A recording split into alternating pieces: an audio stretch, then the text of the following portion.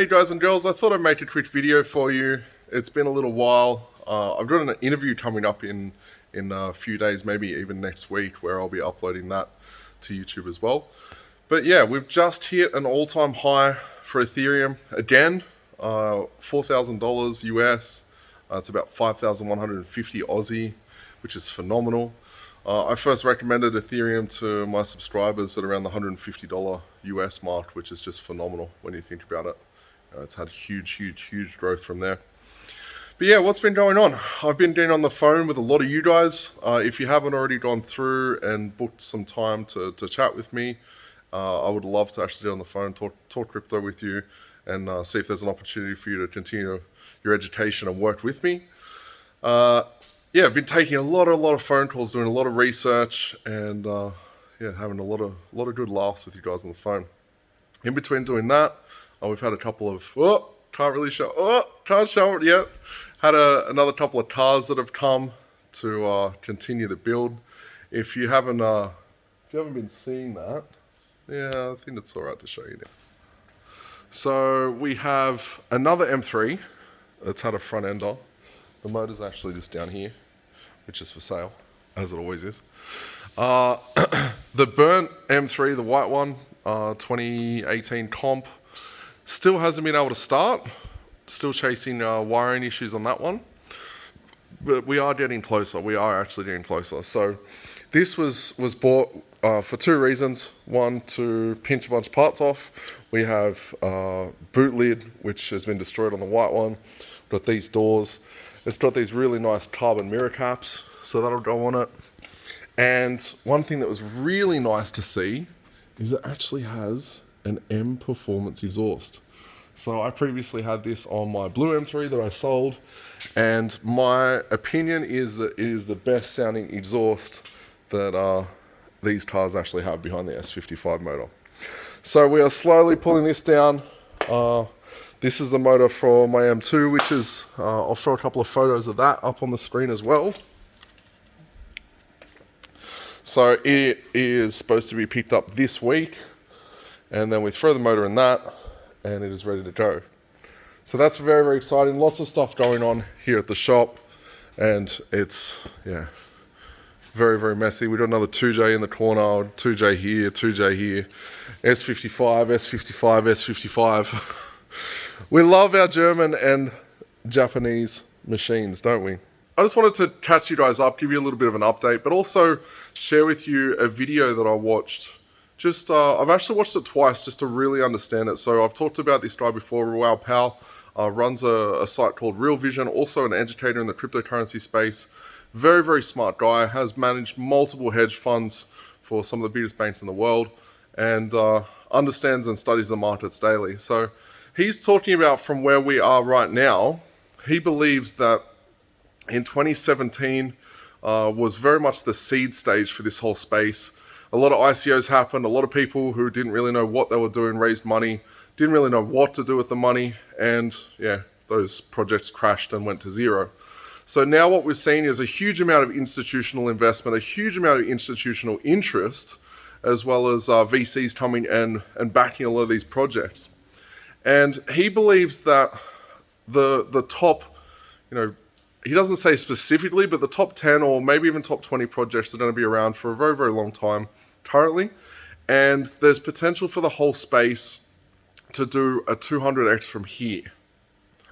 Let me just say that again, a 200x from here. So currently the entire market cap's about $2.2, $2.4 trillion. Bitcoin's about 1.1, 1.2 trillion. And he's saying that we could do a 200x from here.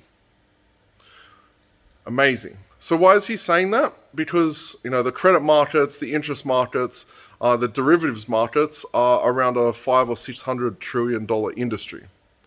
So could it do that? Could those markets come and then be on the blockchain? He believes that that's going to happen. I don't know if that's going to happen. He's much smarter than I am, so I tend to follow what people like him and others are saying. and I tend to be swaying towards that. So this doesn't mean going and selling the house and betting everything on crypto, but it does mean that we're in for certainly a wild ride in months to come. But anyway, I'm going to cue that video for you.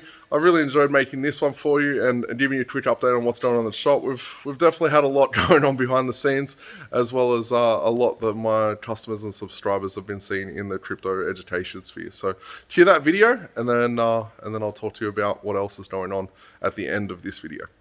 This whole idea that anything that is a utility trades at the cost of electricity, I just think is false. I think it's false because of Metcalfe's law adoption effects. And we've seen that time and time again. The hard question is which ones are going to succeed and which ones aren't. Now, when John Pfeffer wrote the paper that everybody refers to, every Bitcoin Maximus holds as like, here is the prophet of truth, he basically wrote off network effects. So I went and proved it, that network effects operate perfectly in Ethereum. In fact, it operates in every one of these. In fact, all new technologies are network effect driven. So I don't believe that utilities have a zero function. Some that are badly designed may do, but most I don't believe will. So there is a maximalist school of thought is we all got caught out in 2017 because we bought these tokens and they went to zero. Guess what? They were all early stage projects. And if you understand how the VC world works, 80% of what you invest in is going to go to zero or go nowhere. And it's really the 20%, 10%, 5% that you make the money in. So what was the one out of 2000 that did well, out of 2017? Ethereum. Now, Ethereum is around today. It hasn't taken out its peak versus Bitcoin yet, but it's taken out its all-time high. Will it outperform Bitcoin over time? Who knows? I think for a period of time, certainly. And I think over a longer period of time, probably. So how I look at this is Bitcoin is currently $1 trillion-ish, and the rest of the space is, call it $700 or $800 million. If I look at the equity space, or the fixed income space, or the credit space globally, they're all about 300 to 500 trillion. So if this is truly as disruptive as we think it is, which is the internet of value, then it's going to be worth something like that, if not more.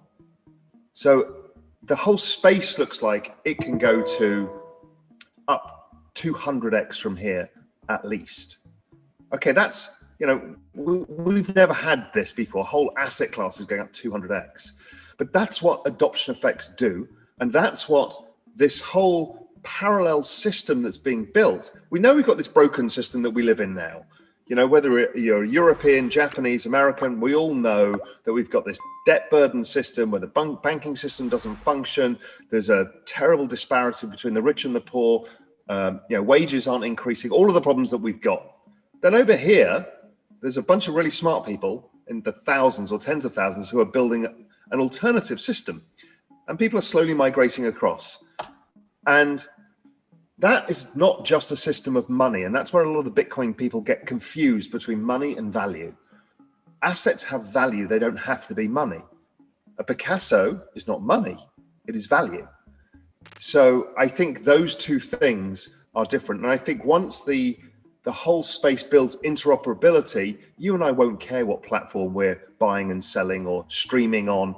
You'll be streaming for money in real-time payments, and you don't care whether it's on Tron, whatever. I mean, it's irrelevant to you as long as you get paid whatever source of money you want, be it Bitcoin or euros or dollars or whatever you choose. It's that early stage that people are fighting over the wrong thing. I see value in the space. I'm not smart enough. I don't have enough bandwidth to go through all of these because they all sound super interesting, right? Everything's like, oh my God, that's incredible. Oh, wow, that sounds amazing. Problem is what's going to get network effects and what's not? What's going to find the use cases? What's going to find the developers? I don't know. Ethereum for sure. I mean, that's a surefire, major platform that is going to play a major part in the future. But the others, I honestly don't know, So I just bought a basket of 10 alts. I did it in a very unscientific way. If my thesis is network effects, I went onto Twitter and said, shill me your best alts. And it basically breaks down to DeFi, decentralized exchanges, some alternative protocols, and the interoperability layer. And amongst those, you pretty much cover everything. So I just kind of did an allocation equally weighted amongst those and took kind of what seemed to be the largest market cap that had the most number of smart people interested in it. That wasn't based on just kind of the hype cycle, but had some really interesting people involved. Whether it was investors in, if you look at Polkadot, I mean, there's serious people behind Polkadot. So you have to take it seriously. Whether it works or not, who knows? But you can take it seriously. You have to size it accordingly as well, because you're going to have to realize a bunch of these just aren't going to work out.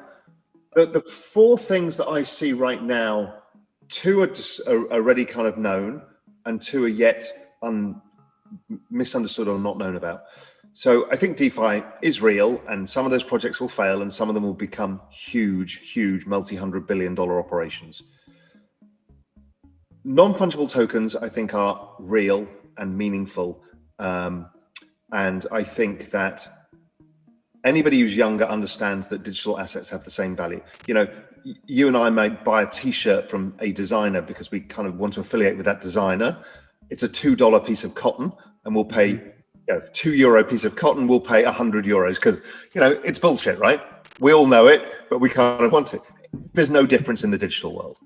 So an art is basically a painting is a piece of canvas with some paint on it. Total value, €20, but it could be worth 200 million euros. There's no difference in the digital world. When people argue about that Beeple piece that sold for 69 million, firstly, it was 5,000 pieces of art. So each individual piece of art actually wasn't that expensive, if you consider the man hours put in to create that. And just because it's on a different medium, people are like, well, it's worth nothing, it's digital. Well, basically, canvas and paint is worth nothing as well. It's all in the art and all in whether a collector wants it or not and what perceived value they have. So I have no issue with NFTs, and I think they're going to develop into all sorts of ways that we don't yet understand. The other thing that's coming is community tokens. You and I, if we're having this chat in 5 years' time, we'll both have our own community tokens, whether it's a Real Vision token or your own token, and that will come with member benefit. We are going to disrupt. Content creators are going to disrupt Google and Facebook, where they accumulate a large part of the revenue streams that we can generate. That's going to go. And the other one that's coming is the tokenization of assets. So why that is important is I live in the Cayman Islands, and this is true everywhere in the world, is we've got a bunch of real estate, happens to be 7 Mile Beach, which is much more expensive than everything else. It's the prime real estate. So the average person can't afford to participate. So the rich people build apartment blocks, all make a fortune, and they keep getting richer. The poor people are renting expensive places out away from the beach, and they can't participate in that, so it's hard to generate more wealth. But imagine if you can tokenize that real estate and allow the local pension plans to own parts of it, or even the individuals themselves. So now they can invest like a billionaire. So they can make money from Picasso going up, or the Ferrari going up, or the real estate going up. So then there's no difference between rich and poor in terms of the opportunity set to invest. Okay, that's fascinating. That solves a lot of problems too. So I think I said 4 things. It's those 5 things that I see as the really big things, and I think they're all going to merge. Freaking epic video, hey.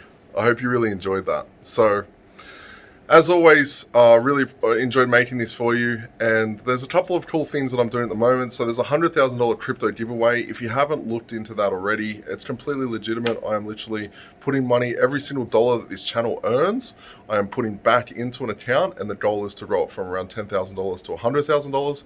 It's currently sitting at about 7, 8, and I've put in about $4,000 so far. So I'm going to be giving that away to one of you lucky members. In order to be in the draw to that, all you got to do is comment on each of the videos and like them.